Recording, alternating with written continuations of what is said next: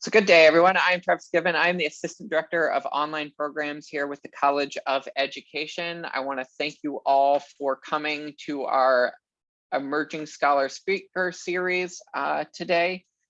We have Dr. Kevin Carey, who is here with us today and will be sharing information. Dr. Kevin Carey serves as the Associate Dean of Students at Illinois Wesleyan University. In his role, he oversees orientation services, student rights and responsibilities, student involvement, and esports. Kevin is a 2013 graduate of Illinois Wesleyan with a BA in English writing. He holds his MA in Student Affairs, Administration, and Higher Education from Ball State University and his EDD in Educational Policy Organization Leadership from University of Illinois. Kevin's dissertation and continued research focus on the exploration of gender identity and development of college men involved in masculinities programs at small colleges. And with that, I will turn things over to Kevin for his presentation today. Feel free to ask questions in the chat. I can keep track of those, and there will be time at the end to ask questions also. Thank you so much, Travis. I'm so thankful to be with you all today and spending some time sharing a bit about not just alone my research, but also talking about my own experiences and journey, and hopefully providing you all some insight and some reflection around how to navigate being an online student, navigating research and identifying areas of interest and topic selection. And then I think what's most important to me is the identity that I continue to wear as a scholar practitioner, and what that looks like for me in my day-to-day based upon the research that I conducted and how I incorporate that into the work that I'm so fortunate to do here at Illinois Wesleyan. I want to talk a little bit about me and give you some insight, like who I am, why I'm here. I know that there was much to share about where my degrees have been, but I have been so fortunate to have had a student affairs and higher education journey across 3 different institutions and a variety of different jobs. I will tell you that I kind of consider myself a bit of a small college junkie. In a sense, I love small colleges. It took me a minute to remember that I wanted to get back to them. I first went to Ball State, and I actually worked there professionally after my master's degree and worked in student life. But I had the assistant director of student life responsibility that had fraternity and sorority life, student government association, summer bridge programs. So I quickly found myself thinking, gosh, I'm still kind of a generalist in this work. And so I found myself at Ohio at Wittenberg University in Springfield, Ohio, home of John Legend, and the founding of the 4-H program, if you're familiar with that. And I got to work with a variety of different areas and student involvement there. Made my way back in 2019 to Illinois Wesleyan in our inaugural Director of Student Involvement role, and building a brand new office and team, and have stepped into our Associate Dean of Students role, where I happily enjoy the work of a multitude of campus life areas. Today is move out day, so I feel both overjoyed for a break from students a bit, but I'm also a bit saddened because usually after 2 weeks of students not being here, I'm like, campus is kind of quiet. I could really use some energy here. And so a bittersweet day for us here as a Titan community. Something that you'll hear me talk a bit about is how my research intersects with my volunteering experience. And I am fortunate to have 3 primary volunteer roles in different areas. I actually serve on a University of Illinois Extension Board of Directors for the Illinois 4-H Foundation. So the University of Illinois has always been a home to me. Because I was a 4-H'er in the state of Illinois, I always knew University of Illinois as a space that I was excited to venture out to eventually, and never thought that it'd be a place where I would get a degree. And so I get to serve in that capacity and do fundraising work for a 4-H program that supports positive youth development across the state. I'm also a dedicated member to my fraternity, Sigma Pi, and I oversee a region of chapters. And so I work with college men across a variety of different college campuses and their executive boards. And I'll talk a bit about how that intersects within my research. And then I serve our National Association of Campus Activities as our regional leadership team chair for our Mid-America region, where we do a lot of educational programs and focus on areas of growth. One of those being engaging men in campus activities. And so you'll hear a bit about that as I talk about my research with you all. One thing I think we forget to talk about a lot when we introduce ourselves to people is the things that make us whole, that nothing in that student affairs journey or that volunteering could happen without the life that surrounds that. And to me feels the most important day in, day out. In the pandemic, I got to celebrate a pandemic wedding with 39 of my closest friends and family. And we also adopted a puppy. And so we spent most of our time planning a wedding and helping our dog not chew on our furniture. I would like to say to you all that I'm a self-proclaimed coffee scholar practitioner, meaning I like to read about it and I like to drink a lot of coffee. And so I've read a lot of legit coffee books. It was one of the first books I picked up after my dissertation was a new book about the sourcing and fair trade of coffee. And so I hope that when you are done with your degree, you find a book that you can pick up and read for fun and take a break. For me, that was diving into the world of coffee. I love running. I love cycling. This time of the year is perfect for that here in Central Illinois with the weather being very mild. I've been outside a lot. I've also been outside a lot because we also bought a house in the pandemic. And so we've been doing a lot of landscaping and outdoor work. But there are things that remind me and ground me in my day-to-day and the joys that surround the continued work that I'm happy to do in the world of higher education and student affairs. So the first thing I want to talk to you a little bit about today is where does selection of a topic come from? And I want to talk a little bit about my journey in the selection of my topic. College was the first time for me where I felt that I could exist in a space with masculinities and a gender identity that was quite different than the norm of what society expects men to be. I don't tend to adopt hegemonic or hypermasculine ideologies in my gender performance, and I never have.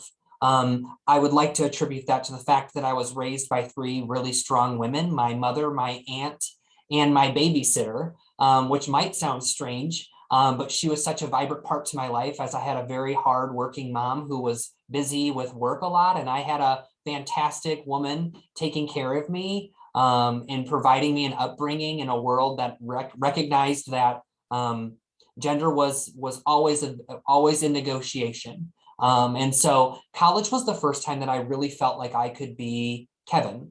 Having been in a high school environment where I didn't think I could really venture out of the traditional mold, some days I felt a little stifled. And in doing reflection through the coursework and in doing reflection through my master's program, I really found myself thinking about how important that was to me. To make sure that I felt valid, seen, and heard on this campus where I now work, and ensuring that I get the opportunity to pay that forward.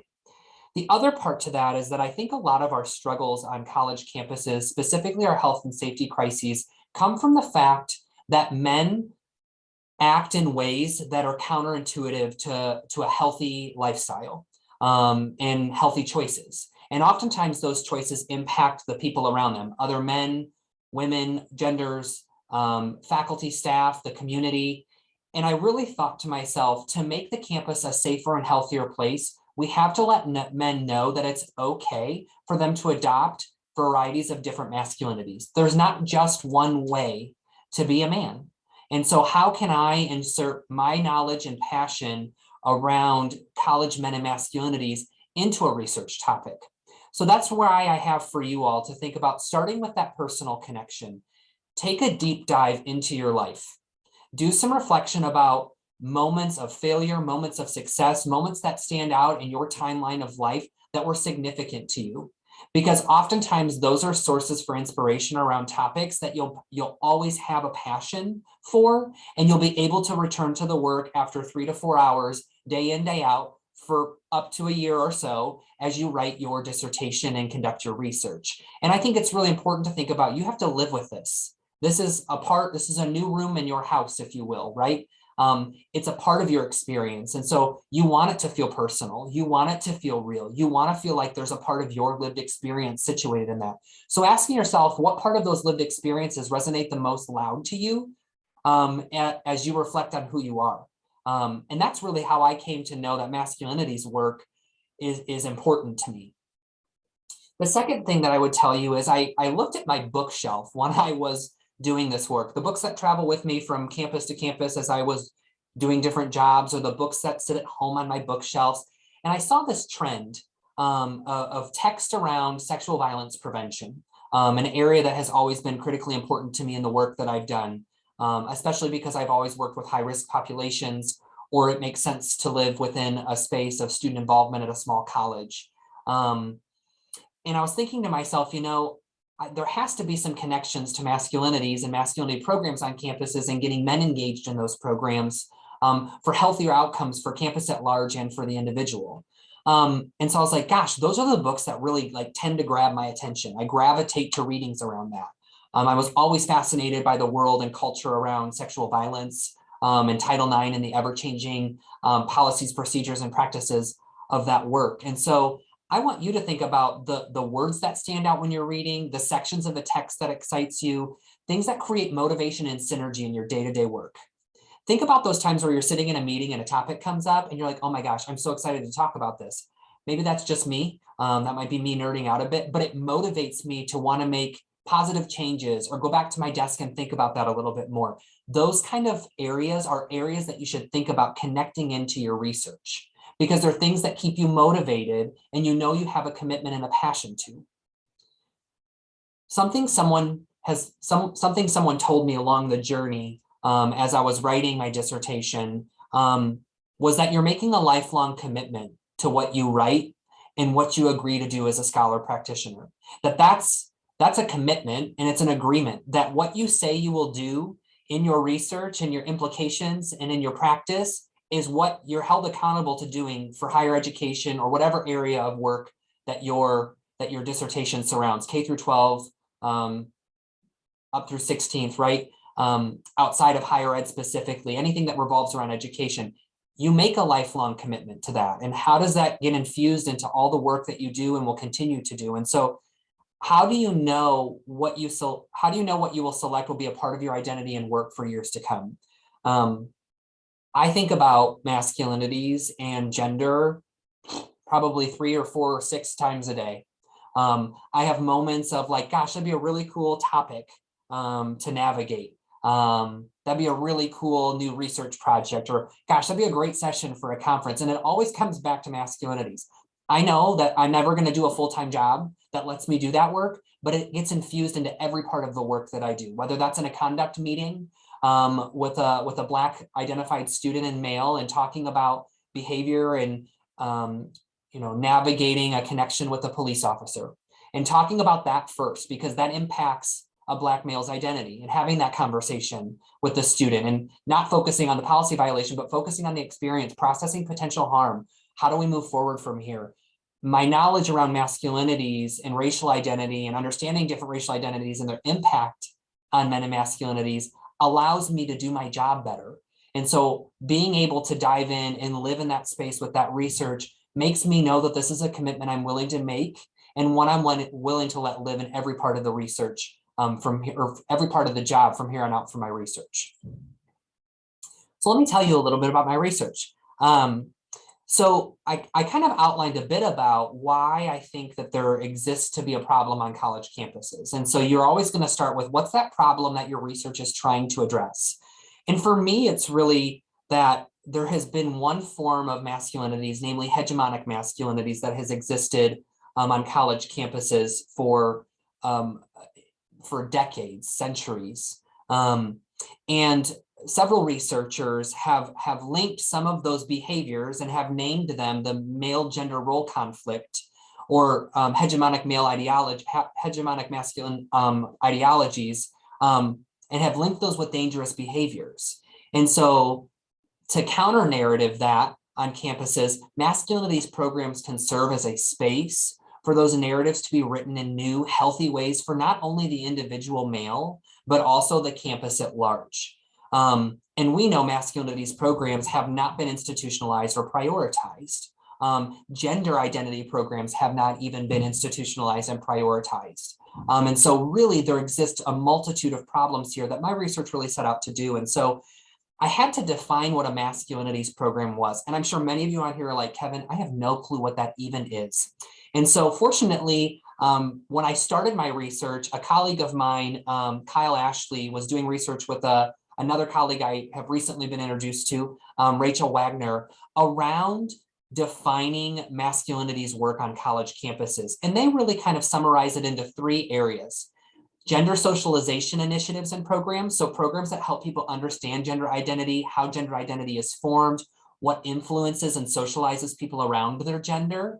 Male success initiatives. This comes from research predominantly focused on men of color success initiatives out of HBCUs, HSIs, Hispanic serving institutions, historically Black colleges and universities, and or academic success programs for men, knowing men predominantly struggle at higher rates academically and are retained at lower rates than their female counterparts. And so male success initiatives can be a space where Masculinities work is included.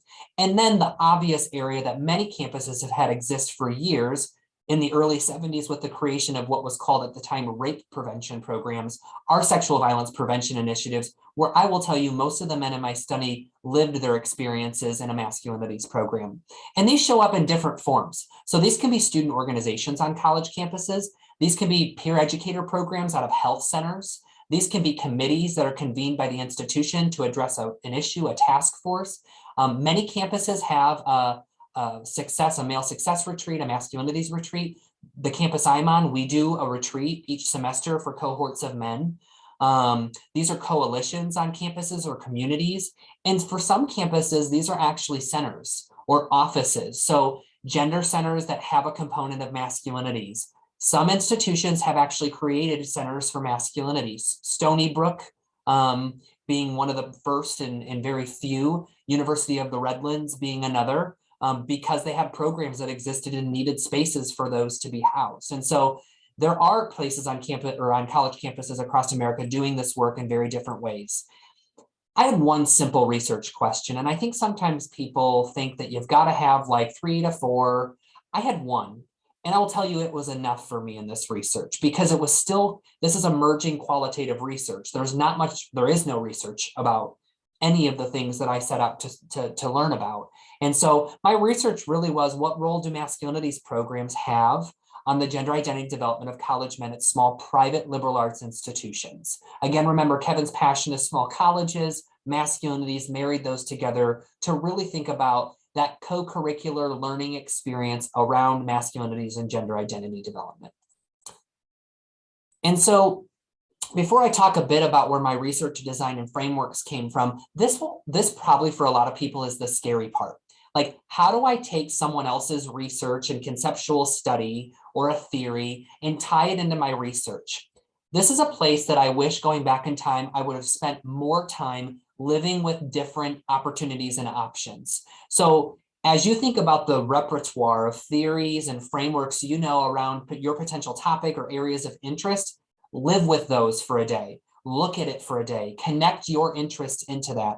I quickly chose, and I wish that I would have thought further, because as I was about 70% of the way done, I found other theories and frameworks that felt more enriching to me, but I'd already done the work around these and had to find motivation and a recommitment to Baxter, Magolda and Harris, and making sure that I was having them still invited to my dinner table.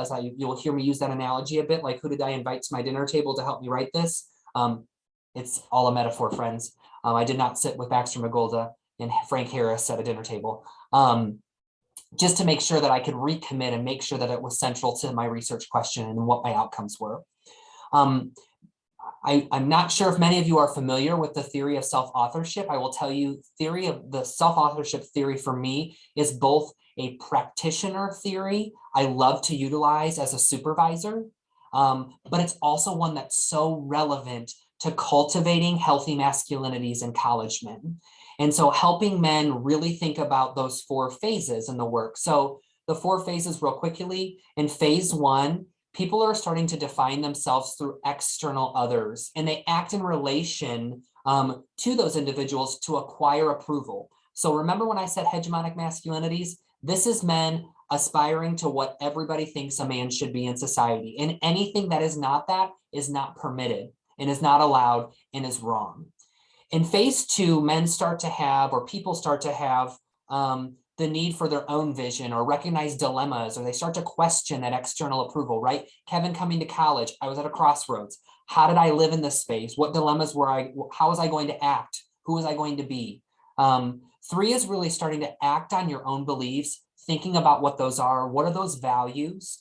And then 4 is when they're confident in that internal voice, and those outside phase 1 formulas, external people don't really phase you and who you are and how you operate. Really critical as you think about how a masculinities program can develop a male's ability to self-author their masculinities, which we'll talk about as an outcome. And then Harris's conceptual model for the meanings college men make of masculinities. Holy mouthful. I will also tell you all, sometimes things can be a tongue twister for you all. And I remember doing my dissertation defense and saying, like, Kevin, there's a lot of M's there. Just go slow and say it really clearly, right? But this model for me is really important because it really, for me, helps as a practitioner. How do I build a masculinities program on a campus when I join the community because they don't have one? I really think about this model as a very practitioner-focused ability to think about how men can be engaged in developing healthy, enriching masculinities. And so, as you can see, everything centers around the meaning of masculinities. You see one-way arrows, you see two-way arrows. So sometimes people's understanding of their masculinities can influence their academic interests. My pre-college experience might influence how I act and who I am as a man. My campus involvement can influence my masculinities. My masculinities can influence my campus involvement. Then you're kind of surrounded by the entire bit of the campus culture. What I believed to be true when I set out to do this research was a masculinities program is a new dimension of this model because it takes conversations around pre-college and academic interest and male peer group interactions, gendered norms, and campus involvement, and enraptures it in one place that invites people of different thinking into one space to know that the meanings that men make can come from these programs. And to combat hegemonic masculinity, we have to create these programs to create new meanings. Because when I see meanings of masculinities here, I think about how often it's that one version that lives in that bubble.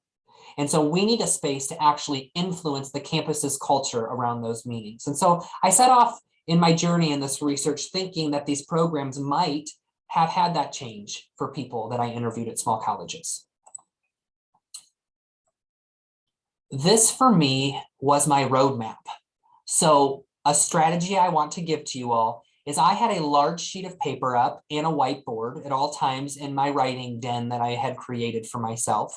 And on my whiteboard existed this map all along. What were my steps I was doing? How did I get where I was needing to go? What did I do for coding?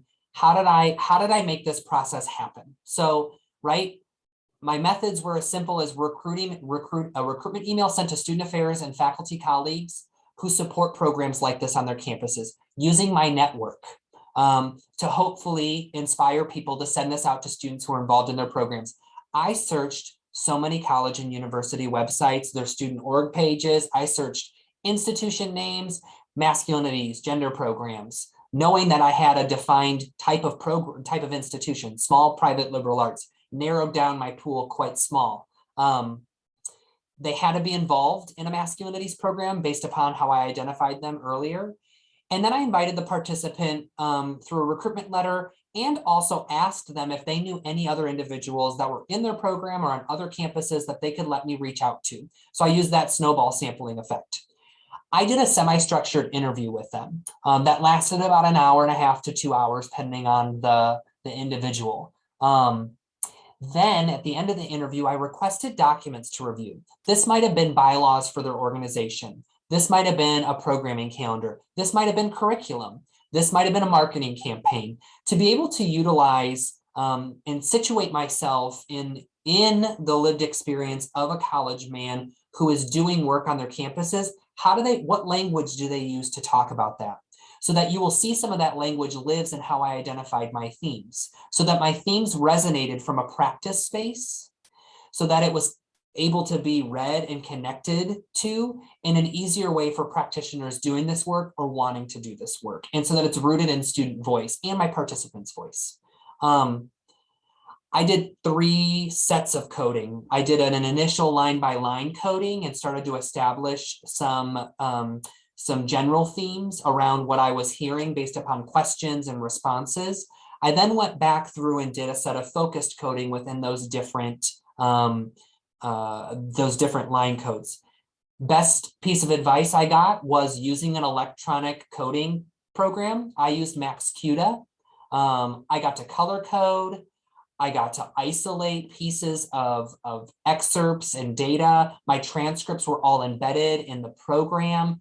It was really helpful for me as someone who loves digital technology to be able to click my theme, having highlighted different codes, and pull just all of those codes up from all of my interview transcriptions. It was so beautifully organized for me. It saved me exponential amount of time than doing it on paper or doing it in a Word document myself. Then I created a code book that I shared with an external reviewer to make sure that my codes were developed and articulated in a way that spoke to the voices of the students in my research study. Then I developed my themes and my findings. I sent that back for member checking for trustworthiness in the study. And then I wrote a whole section in my research around considerations for implementing Masculinities program. So when I tell you that scholar practitioner is an important identity for me, my research ended with a practical guide for application, which is Kevin's practical guide for application of a Masculinities program. And then my research questions were answered based upon that research map. I loved this. This was so helpful for me to walk through, especially in a defense when I was nervous, my entire research methods. I'm not going to spend too much time here with you all talking through my participants, but I was fortunate to have participants from I had 8 participants from 6 different small private liberal arts institutions. My goal was 8. My goal was to be at least 4 institutions, and so I was able to expand that. Most of the institutions were in the Midwest, except one was located in the South. I had individuals who were violence prevention peer educators, confidential campus activity fellows, Black male success presidents for organizations, a Pride Community Alliance that had a Masculinities educational component, a true Masculinities program called the Men's Development Circle, a sex educator. I had an array of all 3 of those different Masculinities programs represented in my study. Do I wish I would have had more from the Male Success Initiative and the true Masculinities gender socialization programs? Yes, but it still gave me some good outcomes for the research. There were several conversations in my research around, I would say, 3 larger themes that had some sub-themes. The very first was that by being in these programs, the participants recognized that there are issues with masculinities and gender. They recognized that there were more than one way of being a man, and recognizing that unfortunately that wasn't accepted on their campus and that they struggled with that. But it let them start to think about those issues. Men talked about alcohol and mental health and sex and pornography and all of the areas that were issues that might have changed the way men behaved on their campus. But what these men felt, because they knew that, was they felt a responsibility to creating a safer campus. That pre-program, they really would have never recognized those behaviors. But in the program, it opened their eyes to understanding that they had a responsibility of preventing unwanted sexual activity, or ensuring that Black men were successful, retained, were connected on campus, had same race mentors, were connected to the community. Acknowledging that there's concerns around mental health and well-being that men don't talk about. That created a safer community for everyone, and that they felt responsible to that in their different organizational and community involvements. The second theme was this desire to seek out male peer support and then had a responsibility to sustain it.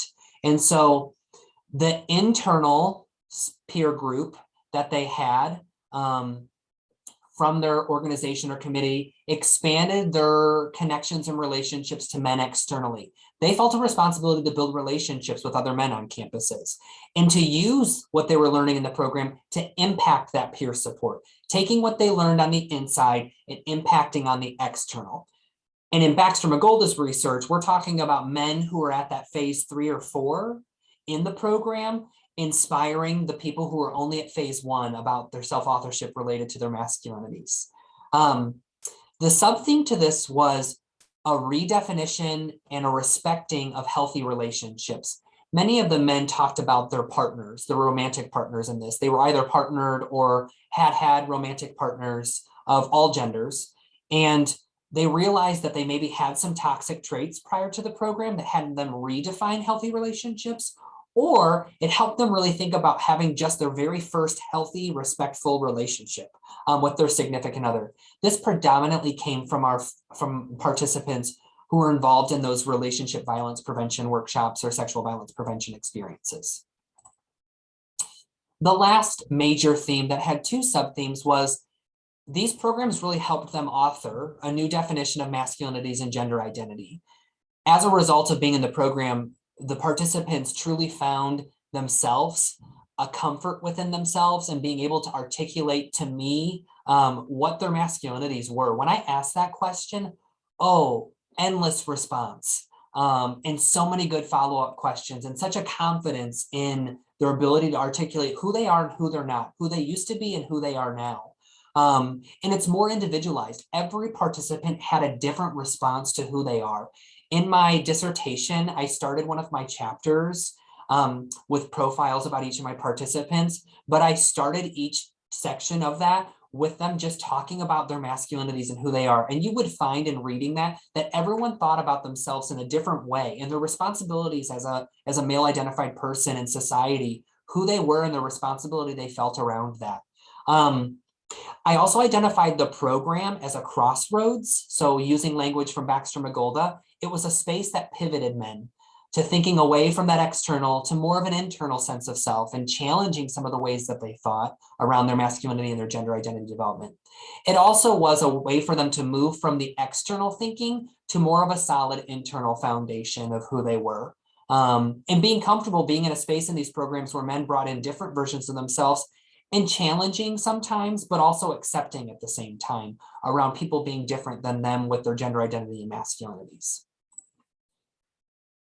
So from this, I will tell you there were 3 major findings. I believe I expanded the definition of masculinities programs to include mental health initiatives for men as a new dimension past just those primary 3, as many of the men talked about their programs intersecting with men's well-being and their health.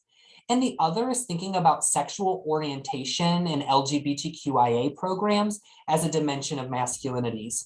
One of my participants who was an outlier was the person who is the president of their Pride organization at their small private liberal arts institution, and how they talked about their experience in providing these programs around healthy masculinities for trans-identified men or for queer men, and what it meant to be a queer male and their masculinities around that, and being a trans male and transitioning into male, knowing oftentimes in the trans community, a lot of hegemonic ideologies exist to assimilate and to fit in and to present as male.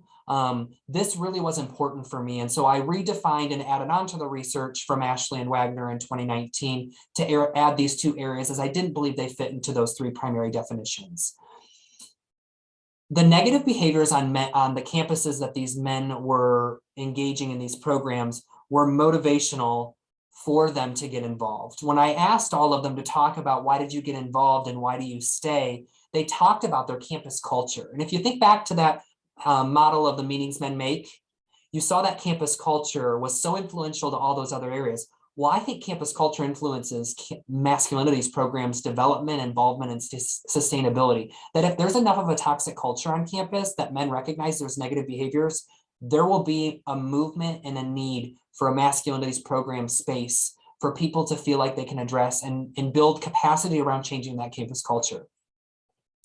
And I think that very generally speaking, that I think my research study really solidified for me that a masculinities program is a valid tenet to this model, that it can be a place that men make meaning of their masculinities, as demonstrated by the themes and the findings. And not to go in depth here, but I want to talk about 2 pieces of this before I talk about how do I take this work as a scholar practitioner and embed it into my life, in my career? I want to talk about the crossroads piece here. There's a lot of men that wander college campuses, high schools, even in grade schools, wondering if and who they are and how they might output to their gender or perform their gender as a man will be accepted by society. And it's made me question more and more ever since this study that why is this the first time in college that you're experiencing that? Why can't we create this crossroads in elementary school and in our junior highs and in our high schools so that we can actually bring people along, bring men and male identified people along in a journey to author their life more early on so that when they come to college, when they're having to journey as an individual, those negative behaviors, those unhealthy behaviors have somehow already been addressed. And so for me, the crossroads doesn't just exist at the college level, but it could exist, and a masculinities program can exist even in the K through 12 space, or even outside in the community. Champaign, Illinois has a really beautiful program for boys of color and in mentorship and supporting the journey around masculinities without, using that word. And I love that there's that space to do that, to gender socialize around who they are and what they want to be in healthy and in productive and in positive ways. The other thing that Baxter McGolda's later research, after she had defined those 4 phases, was the 3rd phase was really focused on choosing their own beliefs, values, and acting in relation to be their true selves. And I really believe that the participants in my study really authored who they were as individuals. And for me, that's critically important in thinking about how self-authorship can transcend any college student, any employee, any person, and connect into any singular experience around an identity. And so it was logical for me to choose self-authorship. After I went through that journey, I was like, gosh, why did I pick that? This woman would have been so much better. This theory for me is accessible. I can talk about it with all of you, having maybe not even heard of that theory before potentially, and you can come along the journey and understand it fully. That's the practitioner part in me, that I can share my research in a way that's practical and we can all understand it and sit here and go, aha, yeah, that makes sense. Sometimes theories can be so lofty and so difficult to access because of their nuances that if I wanted to go in this just being a researcher and a scholar and leave my practitioner identity behind, I knew I would have lost my practitioner part of who I am. And so choosing a method and a theory that fits who you are as a practitioner and as a researcher is important in the journey. And for me, the theoretical part was more that conceptual model that was more theorized and more nuanced, where this was accessible for me to talk about it with my committee and other people as I continue doing this research. So let me talk about how I practice what my research says each and every day. I love the liberal arts. Liberal arts to me and the values of a liberal arts institution exist every single day here at Illinois Wesleyan in different ways. And yes, people question the liberal arts. And yes, Illinois Wesleyan's having to think about being a liberal arts institution with pre-professional programs because enrollment is critical. And we have to think about our vitality as a tuition dependent college. But when we think about the liberal arts outcomes or the type of institution you're at, I can embed the lifelong learning, the effective reasoning, problem solving, well-being, intercultural effectiveness, those outcomes of liberal arts into a masculinities program. And so the masculinities program that I support on campus here and the other programs that I help support afar with colleagues, we look at institutional purpose.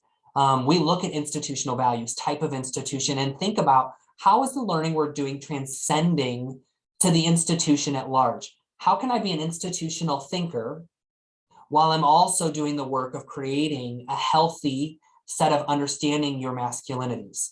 And I can do that when I'm helping people think about intercultural effectiveness. It's talking about how racial identity impacts masculinities. It's talking about how sexual orientation impacts masculinities. It's talking about how religion impacts masculinities. That's me doing right by liberal arts values. And so it's my responsibility to do that as a professional here on campus in the work that I do.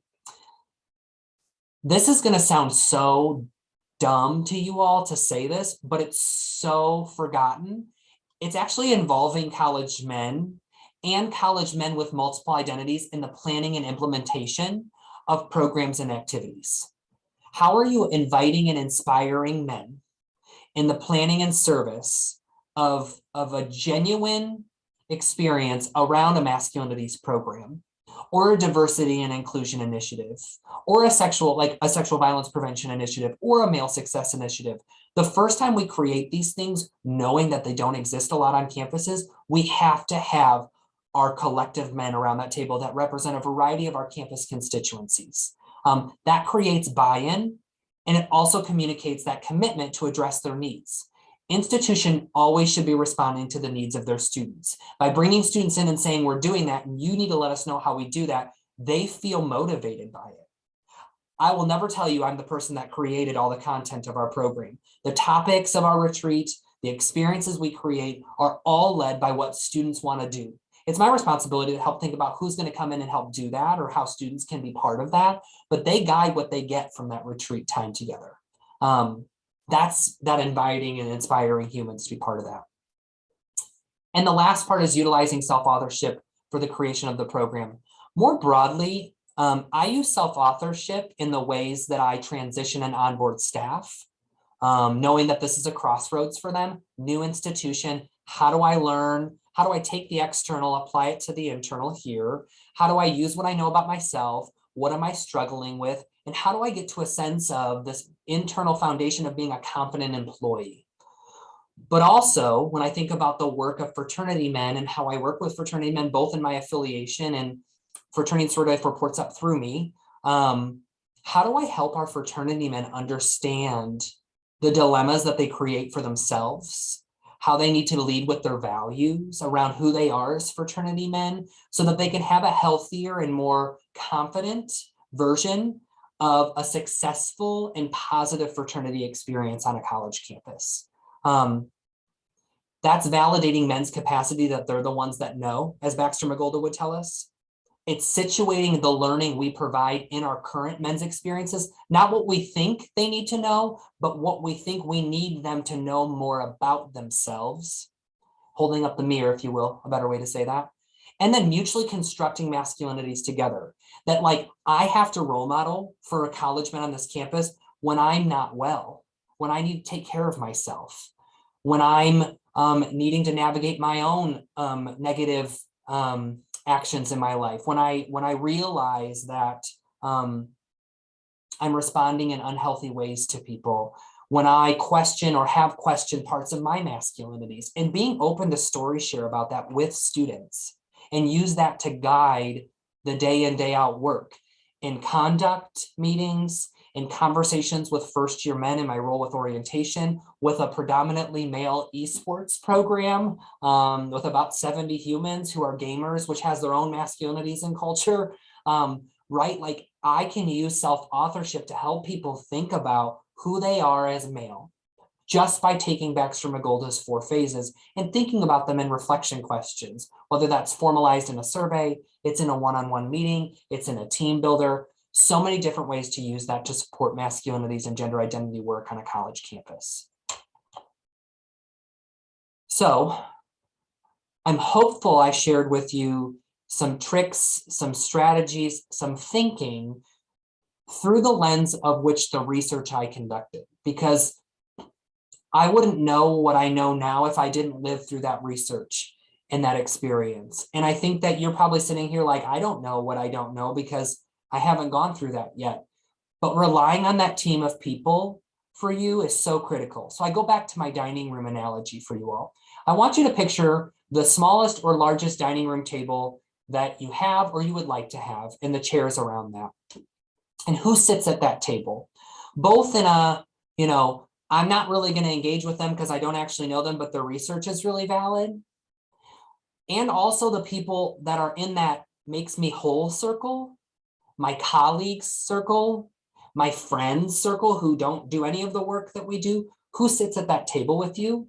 Because those are the people that actually bring you some of those thoughts along the journey that really help you root yourself in why you're doing what you're doing, motivate you to continue, and help flush out some of those concerns that you might be questioning. Because at the end of the day, if we wear our scholar practitioner hat, more predominantly our practitioner hat, anyone, including your mother, your father, a sibling, can be helpful in your research journey, because you can boil it down as a practitioner for them to understand and help you navigate that journey and complete a successful dissertation and continued research as you journey along in your University of Illinois College of Education programs. So I will turn it over to you all for any questions that will be helpful. I'm more than happy to answer anything and everything. Thank you, Kevin. And yeah, feel free to either unmute yourselves and ask the question, or go ahead and type your question into the chat and I can get that asked so that everybody knows what your question was for the recording. I do want to thank you, Kevin, for your energy and passion on this. I know I am now contemplating, well, I think I need to go reread Baxter McGolba's my book, her book, Yes.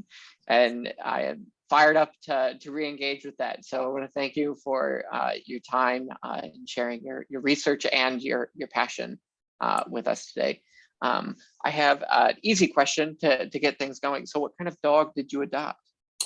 Yes, I have a little Jack Russell mix, and he is precious. I will try to hold him up on the screen here. He's a little 15-pound dog. I did not want a big dog. My wife did not want a big dog. We got him the 2 weeks before I defended my dissertation, which I would highly encourage people not to get an 8-week-old puppy 2 weeks before you're prepared to defend your dissertation. That's what I learned from that. So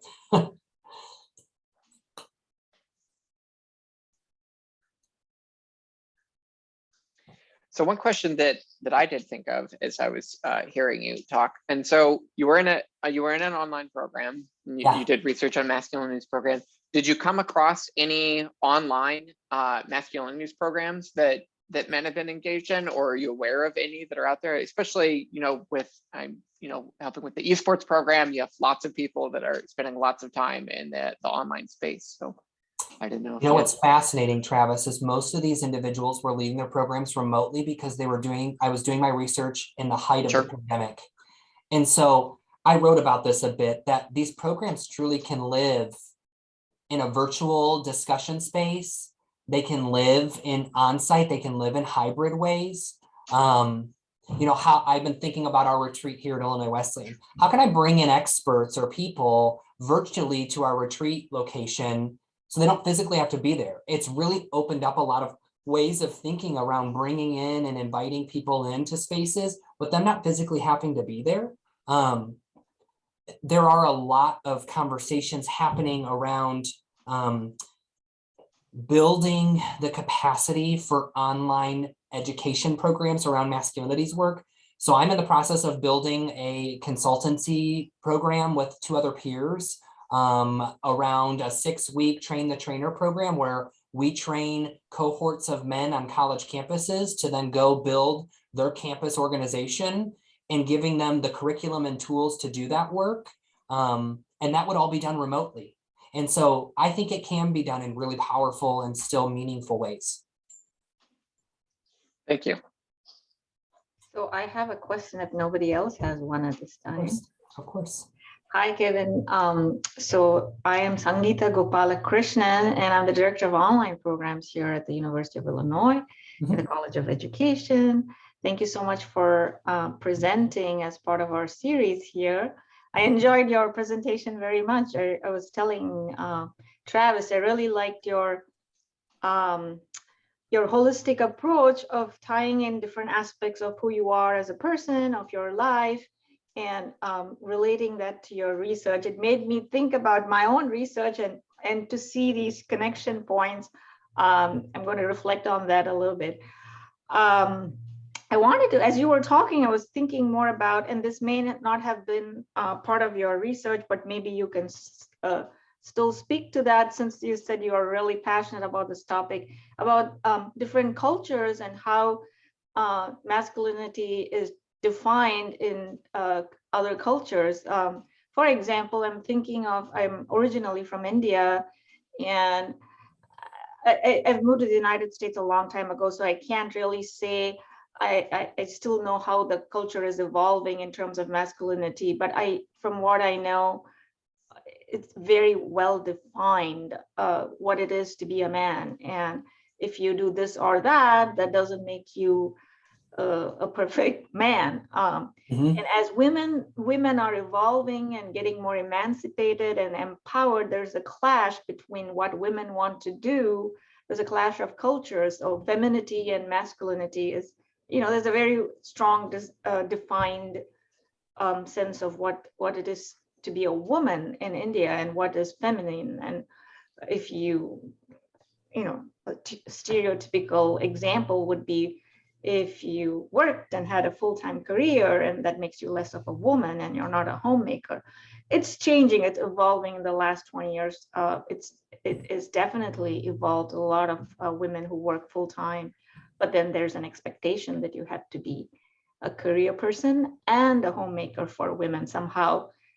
If a man does the dishes, for example, or helps out with the household chores, that makes him less of a man. It's a very simplistic example. But anyway, my question is, are you also looking at cultural definitions of masculinity and somehow thinking about those as well? I think we're really fortunate to, the masculinities researcher community is pretty small. And so as I've continued onward, and so my master's thesis focused in on masculinities work of Black Greek letter fraternity men. And so as I've evolved and learned and read, I will tell you there's been a movement to thinking about what we would call global masculinities. And how do global masculinities impact American higher education, American education, knowing that identities that are rooted not just in racial identity, but ethnicity and nationality are becoming more relevant as we think about the populations of human that coexist in educational environments. And so as we talk about the development of a masculinities program or think about creating a masculinities program, I think a lot of people default to racial identity and leave out cultural norms and traditions that are part of people's lived experiences outside of the continental United States. Even thinking about students here at Illinois Wesleyan, where we have a large international student presence, University of Illinois, the largest international student presence.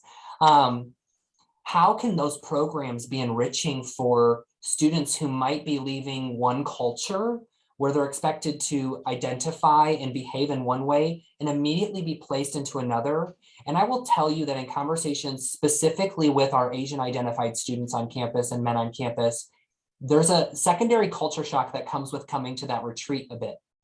That we're talking about things that we really haven't talked about just even in the transition into American masculinities. And it's an area that I don't think people think about a lot. And I'll be honest with you, I'm totally honest. I didn't think about it when I first started doing this programming because in my mind, talking just about identity in general, I want just people to bring their experiences there. But if we don't actually name, let's talk about your cultural norms in Taiwan. Let's talk about that with everybody so people can learn about, Taiwan culture and men in Taiwan, right? And what's expected of you and your family. What's different here for you? Do you have to code switch? And what does code switching look like? Does that get exhausting? Like, I think that it's become a really enriching part to the program because we tend to get a lot of our international students to engage. And I'm speaking just from my own program experience, but it is, I will tell you, an emerging research area. I don't think practitioners have really thought about that. How do we include cultural norms and respect cultural norms and traditions that might actually be the antithesis of healthy masculinities defined by American standards? Am I answering your question? Okay. Yes, you did. Very fascinating. Thank you so much. Of course. And we had two questions in the chat that are similar. So they're wondering, what are your thoughts on masculinities programs that could be potentially implemented in K-12 and how would you potentially go about doing that? I just had this conversation on Monday night with a a friend from Illinois Wesleyan who's now a third grade teacher in Chicago. And he is the only male in the elementary school. And he finds that the female teachers oftentimes are coming to him to have conversations with the adolescent boys about things. He's like, Kevin, I just really want to inspire these young men to really think and process things early on. And we started talking. One of the easiest and quickest ways to do that, if there's capacity, is reading books where there are male role models and male identities and male actions that we would align with healthy, productive behaviors. Whether that be reading books about men having conversations with other people about how they're feeling, or having conversations between two friends about why we're fighting, or having conversations around making a positive decision when they could have made a tough one, right? And letting boys and young men really talk about that through the art of storytelling. I think storytelling is the way to do that. There's such a power in the art of story and a fictional story, and sitting down in a circle and reading together and then talking about that. I think that's step one. Step two for me is helping young men understand what it means to find a mentor, a male identified mentor, or an other gender identified female, other gender identity experienced human who can help challenge along the journey. Like, I need you to keep me in check that I'm going to be, who I say I will be. And then I'm going to produce healthy parts of who I am. And I need you to check me. And how do we help create that? I think even more so in like that junior high experience, that's extremely important for us as we think about the work in K through 12. Thank you for that, Kevin. And thank you everybody who was able to attend today. I see we're just about at time, and I know that you have move out, as you said, that you're helping with on campus today. Yes. So I know we all have other things that we on our plate to get to today, but I want to thank everybody for attending today. As far as upcoming deadlines to let everybody know about, spring term B application deadlines are May 15th, but the end of the semester is right around the corner for many of us. So I want to thank you all, and I hope you all have a great day or evening. I know we had some individuals from around the globe joining us today, so thank you all and take care.